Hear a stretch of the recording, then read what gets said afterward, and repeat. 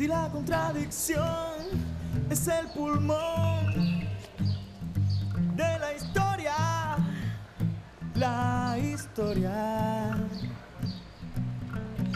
la paradoja ha de ser. Se me ocurre,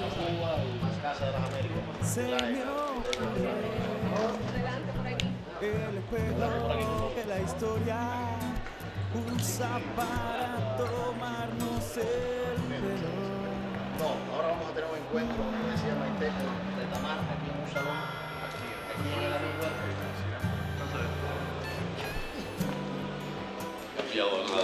Vuelvo sin haberme ido, porque Cuba siguió siempre viva dentro de mí, en mis palabras y en mis actos y en mi memoria, que es una memoria viva de todo lo que de Cuba recibí, en una relación en la que yo jamás oculté ninguna de mis discrepancias o de mis dudas, pero tampoco oculté nunca mi admiración siempre viva por esta revolución, que es un ejemplo de dignidad nacional en un mundo donde el patriotismo es el obligado privilegio de los países ricos y poderosos, pero es un derecho negado a los países pequeños y pobres.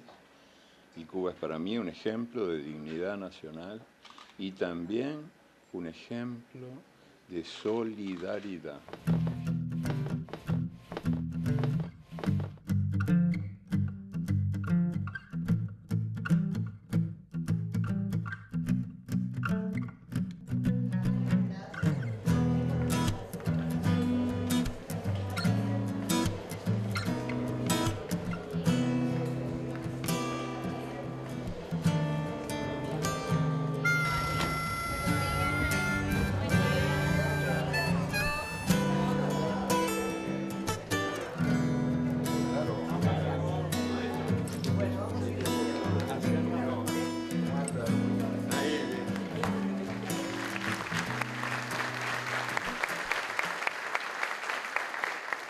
La Casa de las Américas, nacida de la Revolución Cubana, lleva más de medio siglo ayudándonos a vernos con nuestros propios ojos, desde abajo y desde adentro, y no con las miradas que desde arriba y desde afuera nos han humillado desde siempre. Esta casa es mi casa, la casa nuestra.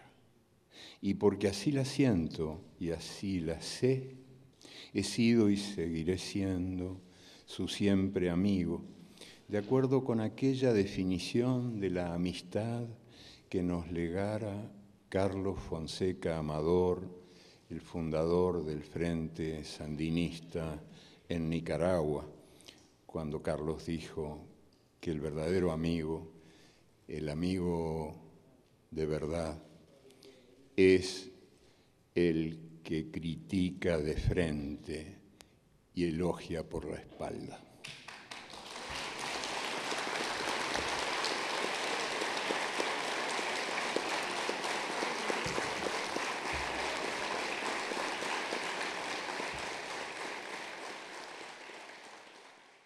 Pero a veces no viene mal elogiar de frente, cuando no es por deber de cortesía, ni por hipócrita adulación, ni por miedo a la verdad. Y entonces uno puede decir, pongamos por caso, decir gracias, gracias mil a la Casa de las Américas por todo lo que ha hecho y todo lo que sigue haciendo para la revelación de nuestras energías creadoras, 1000 veces asesinadas y 1000 veces resucitadas. Y gracias, gracias mil, porque esas porfiadas voces renacidas que nos hablan desde el pasado más remoto y desde el más cercano presente, han encontrado en la casa un espacio de encuentro y una caja de resonancias que antes no existían.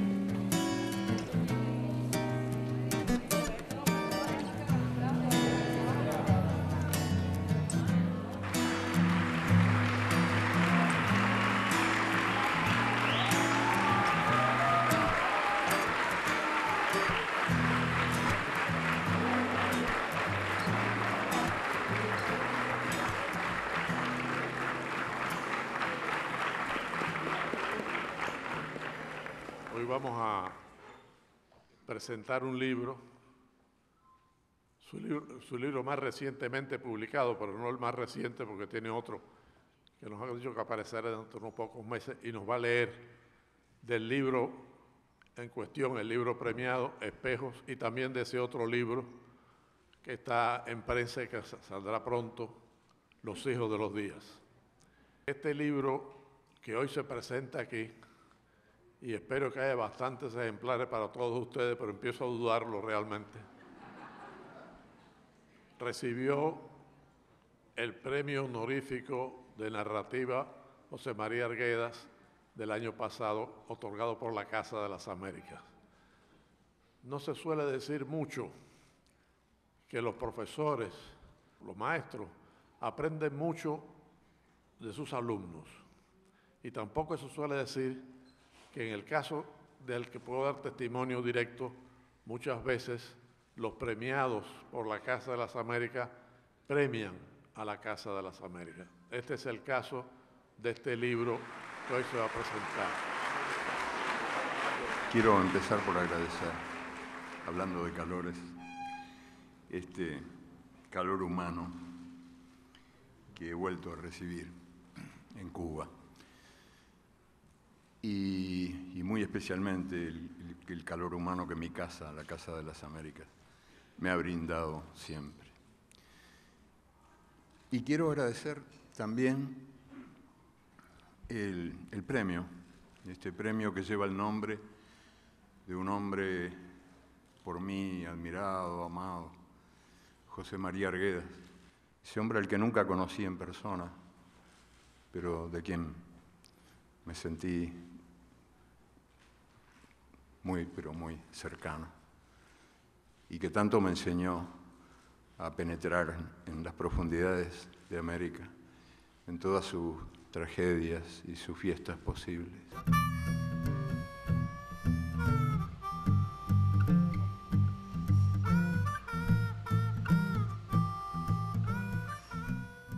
Caminos de alta fiesta. ¿Adán y Eva eran negros? En África empezó el viaje humano en el mundo. Desde allí emprendieron nuestros abuelos la conquista del planeta. Los diversos caminos fundaron los diversos destinos y el sol se ocupó del reparto de los colores. Ahora las mujeres y los hombres, arcoíris de la tierra, tenemos más colores que el arcoíris del cielo, pero somos toditos somos africanos emigrados. Hasta los blancos blanquísimos vienen del África. Quizás nos negamos a recordar nuestro origen común porque el racismo produce amnesia o porque nos resulta imposible creer que en aquellos tiempos remotos el mundo entero era nuestro reino, inmenso mapa sin fronteras, y nuestras piernas eran el único pasaporte exigido. Es nada menos que una tentativa de escribir una especie de historia universal con el mundo visto desde el ojo de la cerradura, o sea, a través de pequeñas historias chiquitas que no hacen caso de las fronteras, del mapa ni del tiempo, y que intentan ayudar de algún modo, contribuir de alguna manera a la recuperación del arcoíris terrestre. O sea, yo soy de los que creen que el arcoíris terrestre es más deslumbrante, más bello y deslumbrante que el arcoíris celeste, pero estamos ciegos de esos colores que nos demuestran que somos más de lo que nos dicen que somos, porque cargamos una herencia de mutilaciones que vienen desde la época colonial y que siguen vivas todavía, mutilaciones universales, como por ejemplo el machismo, el racismo, el elitismo, el militarismo y otros ismos que nos dejan ciegos de nosotros mismos. El siglo XX, que nació anunciando paz y justicia, murió bañado en sangre y dejó un mundo mucho más injusto que el que había encontrado.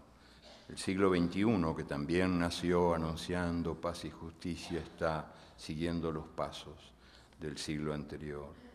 Allá en mi infancia yo estaba convencido de que a la luna iban a parar todo lo que en la tierra se perdía, todo, una lapicera, una camisa, lo que fuera. Todo lo que en la Tierra se perdía iba a parar a la Luna. Eso creía yo hasta que los astronautas llegaron a la Luna y no encontraron sueños peligrosos, ni promesas traicionadas, ni esperanzas rotas.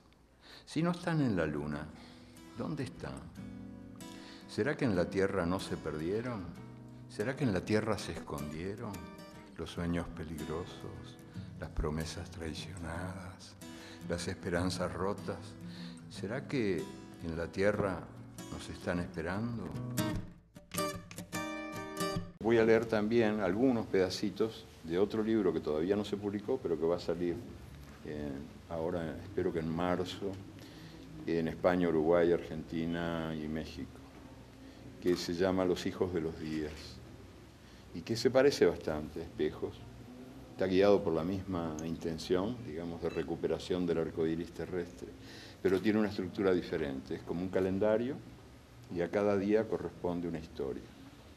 Una historia que puede haber ocurrido en cualquier año, pero de ese día, y en cualquier lugar del mundo.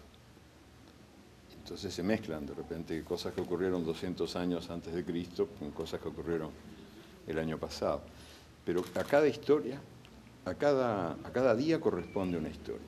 Y se llama Los hijos de los días, porque yo había guardado desde hacía años algunas cosas que escribí cuando estuve en Guatemala, hace ya muchos años, allá por el año 66, creo, 67, y que tienen que ver con la cultura maya, que es deslumbrante, ¿no? Es una cultura donde el tiempo funda el espacio.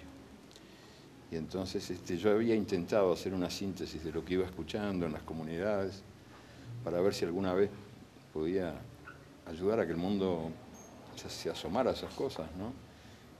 Por cierto que es una cultura muy manipulada por los que la han usado de mala manera, no los mayas, sino los que la han usado para vender horóscopos falsos o para vender miedo, con toda esta historia de que los mayas dijeron que en el 2012 se acaba el mundo, que es un disparate total, nunca ningún maya dijo semejante cosa, pero sí para ayudar a la recuperación de esa cultura tan rica y tan honda, ¿no?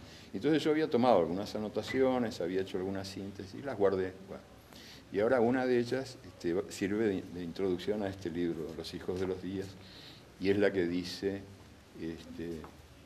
algo así como esto: y los días se echaron a caminar, y ellos, los días, nos hicieron a nosotros, los hijos de los días, los averiguadores, los buscadores de la vida. Octubre 12, el descubrimiento.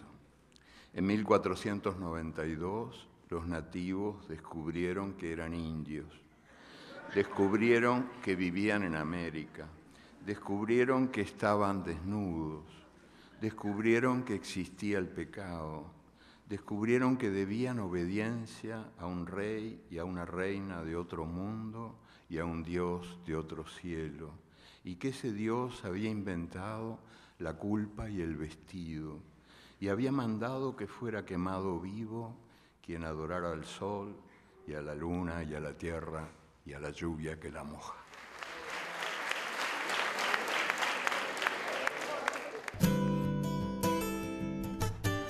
Si la contradicción es el pulmón de la historia, la historia. La paradoja ha de ser, se me ocurre. Y es un periodo, más que momento, ¿no?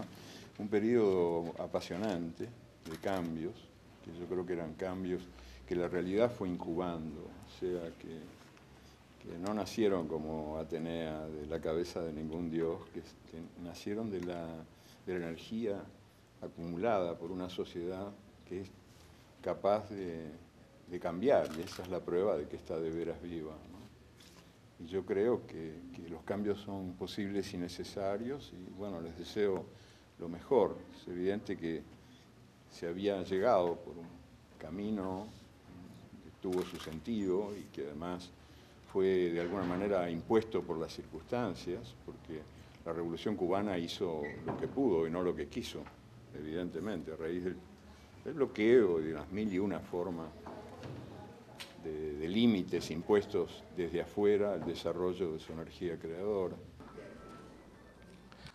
Yo sí puedo. En 1961 1 millón de cubanos aprendió a leer y a escribir, y miles de voluntarios borraron las sonrisas burlonas y las miradas compasivas que habían recibido cuando anunciaron que harían ese milagro en apenas un año. Tiempo después, Catherine Murphy recogió algunas evocaciones. Sila Osorio. Mi madre alfabetizó en las montañas, de Manzanillo para allá. Le tocó una familia con 7 hijos. Ninguno sabía leer ni escribir. 6 meses estuvo mi madre viviendo en esa casa. Durante el día recogía café, buscaba agua y en las noches enseñaba. Cuando ya todos sabían, se fue. Había llegado sola, pero no se fue sola. Había llegado sola, pero no se fue sola. Figúrate, si no hubiera sido por esa campaña de alfabetización, yo no existiría. Jorge Oviedo. Yo tenía 14 años cuando llegaron los brigadistas a Palma Soriano. Nunca había ido a la escuela, pero fui a la primera clase de alfabetización, dibujé unos palotes y ya me di cuenta, esto es lo mío. Y a la mañana siguiente me escapé de casa y me eché el camino. Bajo el brazo llevaba el manual de los brigadistas. Caminé mucho, hasta que llegué a un pueblo metido allá en las montañas de Oriente y me presenté como alfabetizador. Di la primera clase, repetí todo lo que había escuchado allá en Palma Soriano. Recordaba todito. Para la segunda estudié, o más bien adiviné lo que decía el manual. Y para las clases siguientes, bueno, yo fui alfabetizador antes de ser alfabetizado. O fui todo junto, no sé. Intentando heroicamente comunicarme por internet, desde el hotel donde estoy, con una buena voluntad indudable de todos para ayudarme, pero hemos chocado siempre con los problemas derivados de una de las formas de bloqueo, el bloqueo de las comunicaciones, que rara vez se menciona, pero que es muy importante. Entonces, bueno, me he topado con ese cartelito que dice, you want to enter from a forbidden country. Usted quiere entrar desde un país prohibido. Y yo pensé, qué orgulloso estoy de ser casi compatriota de los habitantes de ese país prohibido. Porque el asunto está en preguntarse, ¿prohibido por quiénes y prohibido por qué? Quizás prohibido porque a pesar de todas sus contradicciones y dificultades, sigue siendo un ejemplo de dignidad nacional para los otros países, a veces ninguneados, pobres, pequeños, que no tienen derecho al patriotismo, porque el patriotismo es hoy por hoy el privilegio de los países mandones, de los ricos, de los poderosos, que son los que juzgan a los demás y dictan sentencia. Y también por el peligroso ejemplo de la solidaridad que Cuba ha seguido y sigue siendo capaz de practicar a pesar de sus condiciones de vida muy difíciles, ¿no? Y yo creo que esos dos contagios son los que han puesto tantas trabas, tantos palos en la rueda de los procesos de cambio que esta revolución necesita procesar, necesita llevar adelante, y que de ahí viene lo de Forbidden Country, lo de país prohibido. Yo digo, bueno, si es por eso, pues yo también quiero ser prohibido, como el país donde estoy, porque lo amo.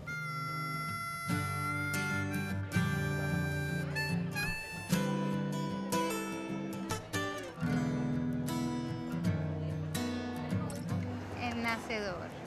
¿Por qué será que el Che tiene esa peligrosa costumbre de seguir naciendo? Cuanto más lo manipulan, cuanto más lo traicionan, más nace.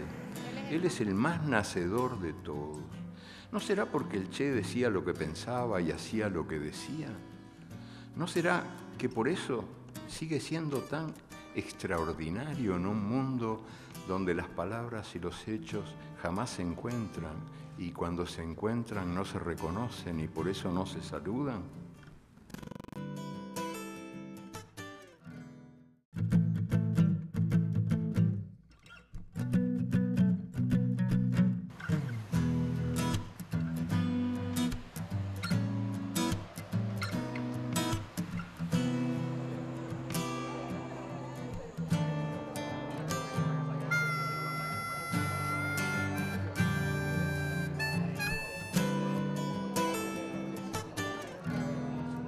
El Centro Nelio, que lo recibió en su última visita hace más de 10 años y escuchó en aquella ocasión una inolvidable charla, envuelve en un abrazo fraterno a este extraordinario escritor, un narrador, periodista, gran maestro del cuento breve, poeta de la prosa, uruguayo universal, que nuevamente se reúne con nuestros alumnos para regalarnos el placer de su palabra.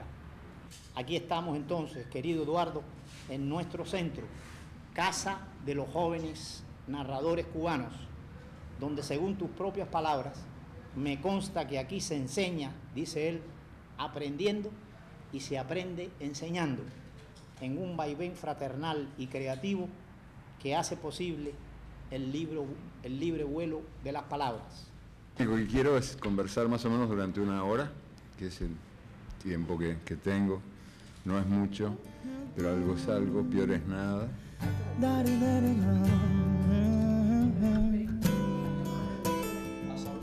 Si uno escribe para uno, no publica. A partir del momento que uno publica, escribe para otros.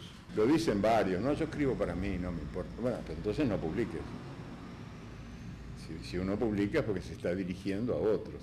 Y eso implica una alegría y también una responsabilidad, ¿no? En la medida en que uno escribe para otros, influye sobre otros, quiéralo o no. Junio 15, una mujer cuenta.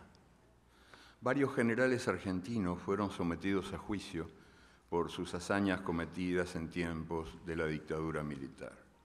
Silvina Parodi, una estudiante acusada de ser protestona a metelíos, fue una de las muchas prisioneras desaparecidas para siempre. Cecilia, su mejor amiga, ofreció testimonio ante el tribunal en el año 2008 y en el día de hoy de ese año contó los suplicios que había sufrido en el cuartel años atrás, y dijo que había sido ella quien había dado el nombre de Silvina cuando ya no pudo aguantar más las torturas de cada día y cada noche. Fui yo. Yo llevé a los verdugos a la casa donde estaba Silvina. Yo la vi salir a los empujones, a culatazos, a patadas. Yo la escuché gritar. A la salida del tribunal, alguien se acercó y le preguntó en voz baja, ¿y después de eso, cómo hizo usted para seguir viviendo? Y ella contestó en voz más baja todavía, ¿y quién le dijo a usted que yo estoy viva? Nunca me creí ese cuento de que la política era un asunto, digamos, exclusivo de los partidos o de los sindicatos o de lo que se supone que es la vida política de un país. Para mí, la política impregna todo, porque dentro de cada uno, dentro de cada persona, Dentro de cada uno de nosotros se libra una guerra, a veces secreta, entre la libertad y el miedo, que tiene que ver con nuestras opciones personales, con nuestro modo de vivir o de desvivir.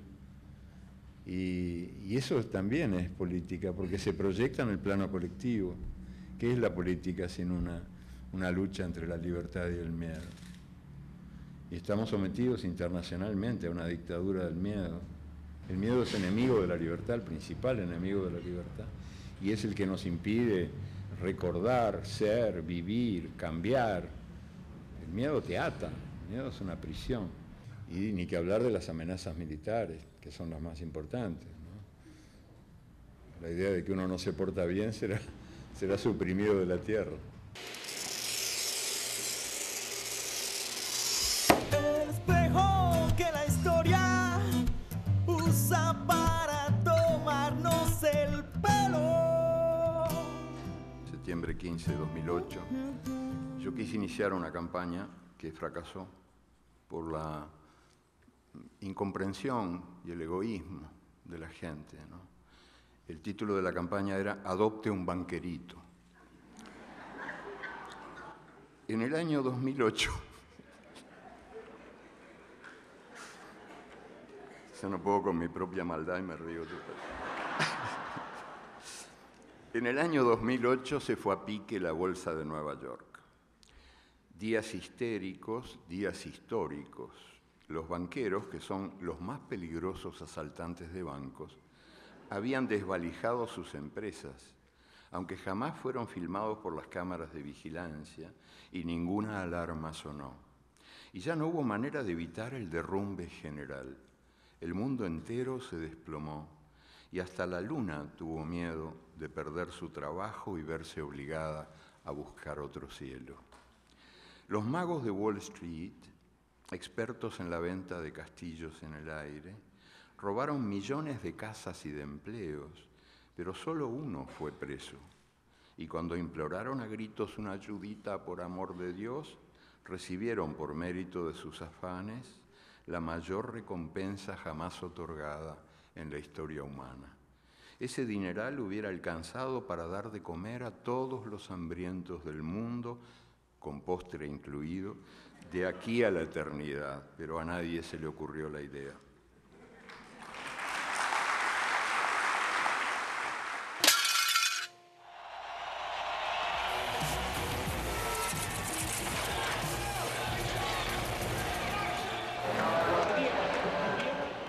Lo que ha habido en el mundo en estos últimos 2 o 3 años es una inesperada y para mí muy bienvenida explosión de la indignación popular. Este movimiento de los indignados, que yo lo vi nacer en España, pero que recogió, por supuesto, experiencias previas, muchas de ellas latinoamericanas, ¿no? Entonces empezó a diseminarse por todas partes.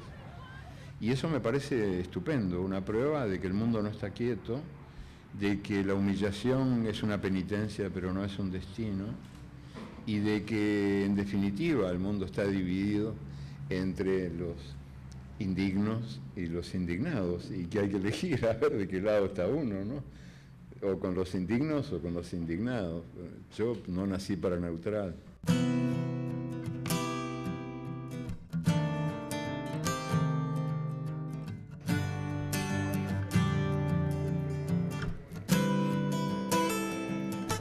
Yo creo que las ciudades se conocen o se reconocen con los pies, se leen con los pies. Y entonces yo cuando camino por Montevideo todo el tiempo, hago todo lo que puedo hacer caminando, lo hago caminando. A veces me voy desde mi casa al centro, que es bastante lejos, 3 horas, 4 caminando, y caminando siento la ciudad entrando en mí, reconociéndome desde la planta de los pies. Y lo mismo ocurre con los procesos colectivos, ¿verdad? Que cuando se viven como se deben vivir las cosas, se los camina, se los anda, y así uno entra en otros, las ciudades o las grandes aglomeraciones donde la gente a veces se pierde en el anonimato, pero caminando se encuentra y se reencuentra.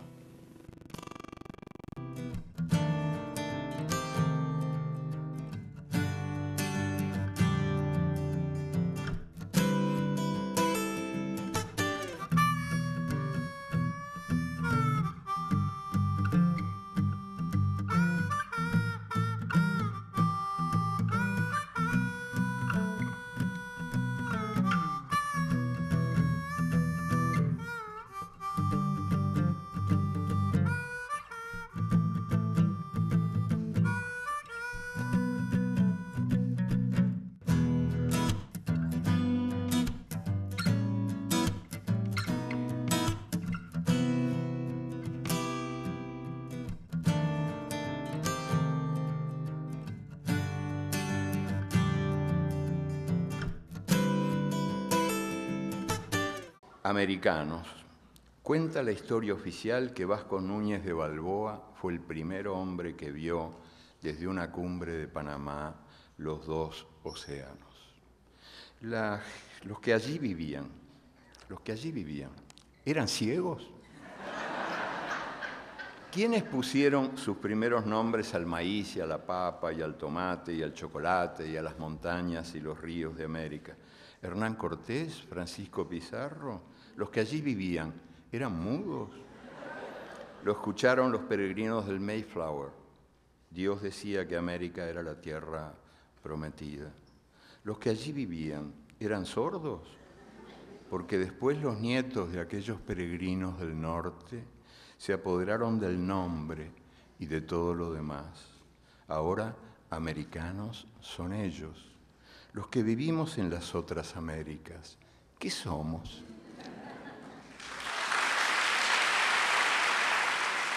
Acá nos encontramos un grupo de gente que no pudimos entrar a escucharlo en la conferencia. Entonces, bueno, nosotros como somos fieles lectores de sus escritos, ¿no? Entonces, bueno, nos quedamos a esperar porque dijimos, en algún momento tiene que salir de la casa, ¿no? Y bueno, gracias al cielo, pues pudimos verlo, pudimos tocarle la mano, ¿me entiende? Y bueno, tratar de transmitirle eso, pues ese sentimiento que tenemos los latinos por él y por la calidad de escritor que es y por la calidad de ser humano que nos demuestra que es con cada libro. Acá está Latinoamérica y vinimos a ver a Galeano, pero definitivamente no pudimos, nos quedamos acá afuera. Uruguay, República Dominicana, Nicaragua, Latinoamérica, donde quiera que esté, lo va a seguir saludando. Ahí va. Sí que se ha trabajado en ese sentido, en la búsqueda de la unidad, que es un camino, te diría que sí o sí, no es que se pueda discutir si conviene o no que estemos unidos, es imprescindible unirse en un mundo donde hay que saber defenderse y solo unidos nos podemos defender, pero a sabiendas de que son procesos muy complejos, porque la realidad, el motor de la vida es la contradicción y esta es una realidad muy contradictoria. O sea, nosotros queremos una unidad latinoamericana sin desconocer que América Latina contiene también, es también un espejo de las desigualdades del mundo. Y que muchas veces esas desigualdades se proyectan, y de mala manera, entre los países latinoamericanos. O sea, no se trata de que el norte es malo y el sur es bueno. Bueno, los dos tienen contradicciones y si no entendemos o tratamos de comprender esas contradicciones, no las podremos superar para construir una síntesis diferente. Entonces, esas contradicciones existen, sí, por eso es tan difícil que nos pongamos de acuerdo con cosas obviamente necesarias, como por ejemplo esta iniciativa de Venezuela, de Hugo Chávez, que me parece estupenda, que es la creación del Banco del Sur. Y cuesta llevarlo adelante, y cuesta llevarlo adelante justamente por esas contradicciones que hay entre los países más poderosos y los más débiles dentro del propio espacio latinoamericano. Pero a la contradicción no hay que tenerle miedo, es el motor de la vida. Somos contradictorios, por eso estamos vivos, ¿no? Y si no fuera porque somos también diferentes, y entonces esa unión de diversidades es compleja, pero será la única manera de reconocernos a nosotros mismos en todas nuestras infinitas posibilidades de creación y de cambio.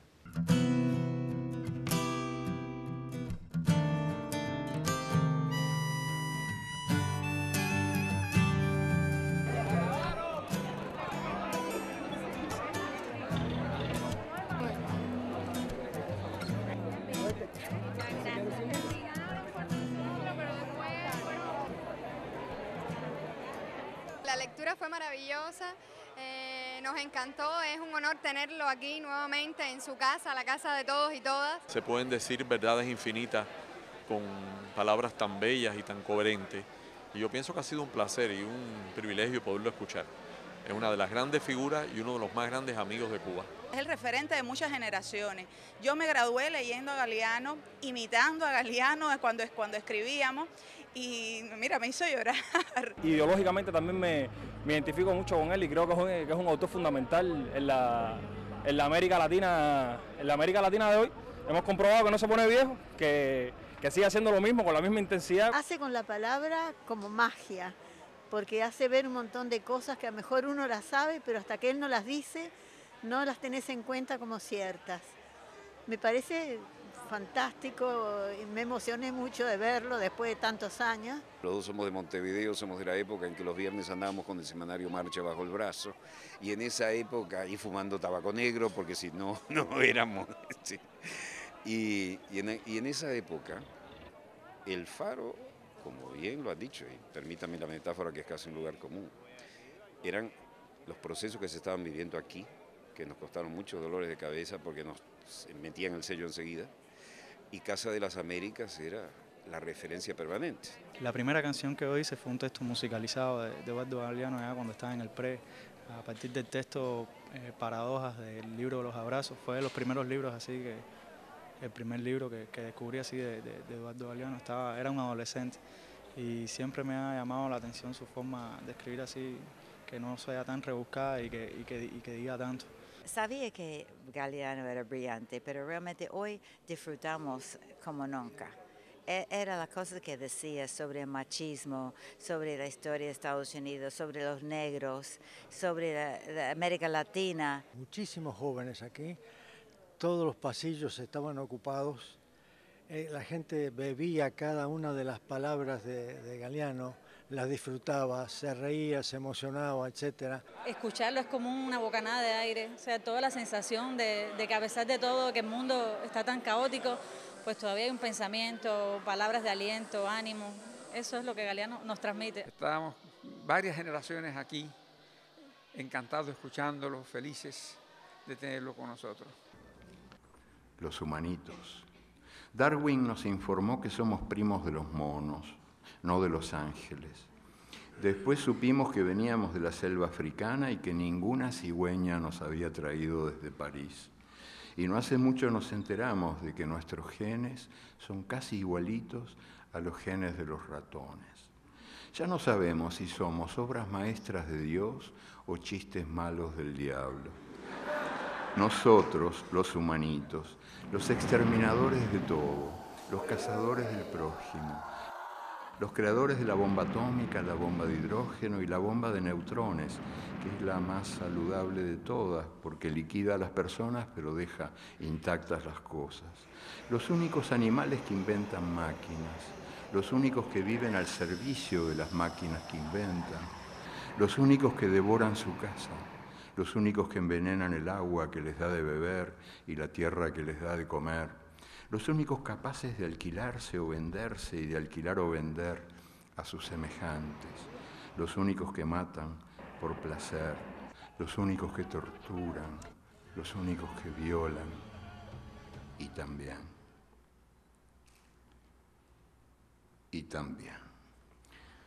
los únicos que ríen, los únicos que sueñan despiertos, los que hacen seda de la baba del gusano, los que convierten la basura en hermosura, los que descubren colores que el arco iris no conoce, los que dan nuevas músicas a las voces del mundo y crean palabras para que no sean mudas la realidad ni su memoria.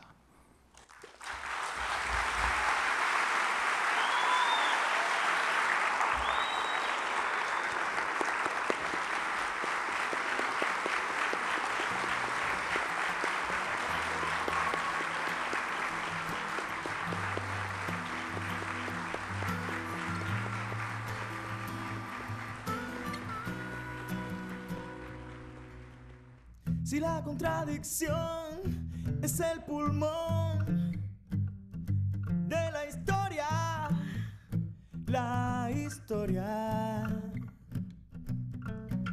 la paradoja ha de ser. Se me ocurre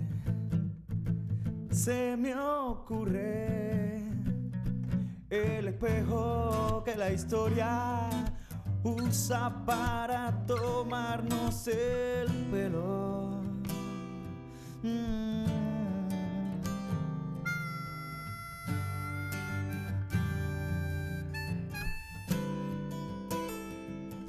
Te noto nerviosa, dice dice el histérico, el histérico. Te odio, dice la enamorada, la enamorada,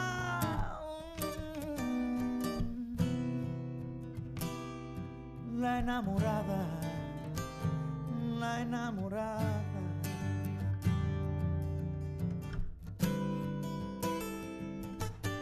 Si la contradicción es el pulmón de la historia, la historia, la paradoja ha de ser, se me ocurre, se me ocurre.